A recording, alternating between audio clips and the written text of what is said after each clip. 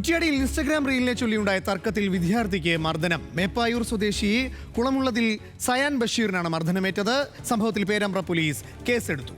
വിവരങ്ങളുമായി കോഴിക്കോട് നിന്നും ദിൽഷ തിലകൻ ചേരുന്നുണ്ട്. ദിൽഷ, ഈ ഇൻസ്റ്റഗ്രാം റീലുമായി ബന്ധപ്പെട്ട മർദ്ദനങ്ങളും ആക്രമണങ്ങളും ഇപ്പോൾ നിരന്തരമായി വരുന്ന ഒരു സമയമാണ്. ഇതെന്താണ് സംഭവിച്ചത്?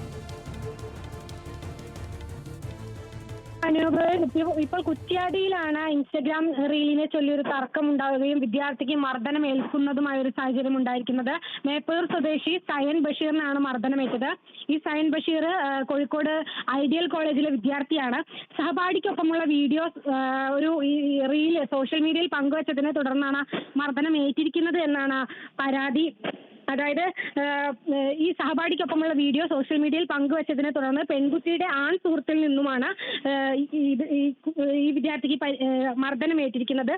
ഏകദേശം 4 മാസം മുമ്പ് ഈ സയൻ സഹപാഠിക്കൊപ്പമുള്ള വീഡിയോ തന്റെ സോഷ്യൽ മീഡിയ അക്കൗണ്ടിൽ പങ്കുവച്ചിരുന്നു. തുടർന്ന് ഈ പെൺകുട്ടിയുടെ ആൺ സുഹൃത്ത് വീഡിയോ ഡിലീറ്റ് ചെയ്യണമെന്ന് പറഞ്ഞ് സയാനെ വിലക്കിയിട്ടുണ്ടായിരുന്നു.